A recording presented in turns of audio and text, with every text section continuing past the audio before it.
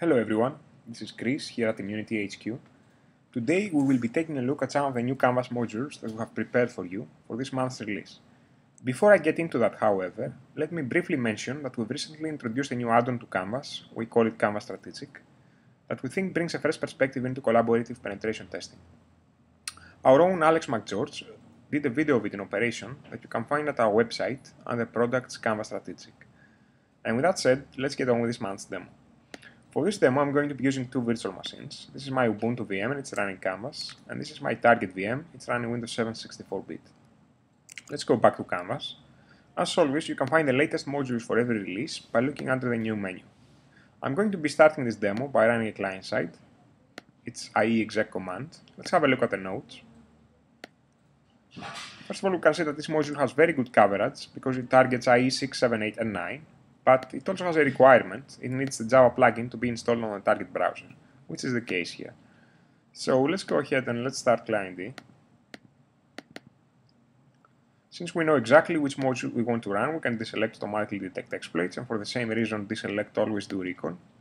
Let's hit select none here, and let's start typing the module name so we can quickly jump to it. Here it is. Let's enable it.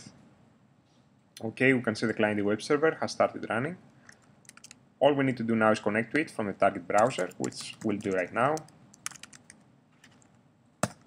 Here we go. Let's go back to Canvas and let's check the log.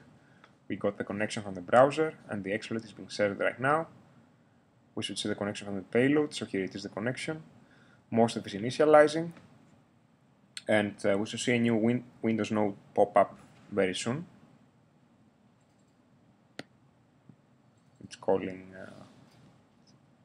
it's resolving some functions. Here it is. Let's close the listener since we don't need it. Let's make sure we have a new node selected. And one of the first things one does in Canvas when he gets a new node is to check the permissions. So for this, normally we run the whoami module, which we'll do right now. So let's make sure that we have the new 132 node selected, and let's run whoami. And this is going to tell us under which user we are running. In this case, we can see that we are running as Chris. This is a normal user, it doesn't have any special permissions. So with that in mind, one would normally like to elevate the permissions to system, let's say. So for this, we're going to be running another new module for this month. It's MS12042. It's a local privilege escalation exploit. So let's go ahead and run it. Alright, so it started running. So we can see the client is still running here. We can stop it if we like. Okay, so again, let's wait for most of to initialize. It shouldn't take long. Alright, so here's the exploit going, and that's it. It's finished. And to verify and to make sure that it actually worked, let's run whoami again. As you can see, there is no new node here. It's the same node with elevated permissions. So let's keep it selected and let's run whoami again. And we can see that now we are running at the system. Alright, so let's go back to the module list. And we have some new local modules for this month. One of them is info sessions, another is password hints, and yet another one is WLAN list. So for this demo, I'm going to run info sessions, and this will simply list all the remote sessions in the log window, which we should see right now. Okay, so we can see we have 8 sessions, and here they are. Alright, so this concludes the first part of this demo. And let's delete this node since we don't need it anymore. Let's go to the status, and let's stop client-D. So we select and hit stop exploit, that's it. Now, another thing that's new for this month is we have a new Java Mostov implementation that can use HTTP and HTTPS payloads. And this is very useful when your target is in a corporate environment that enforces the use of proxies, for instance, because in this case the payloads will transparently use any remote set proxies. So in order to demo this, we have to run client-D. In this case, I'm going to select another module. It's a Java exploit. So I'm going to use one of our recent Java modules, which is Java Atomic Reference Array. So we select that. And if we hit the Options tab, we can enable HTTP and HTTPS tunneling, which is what we want. So let's start client D again.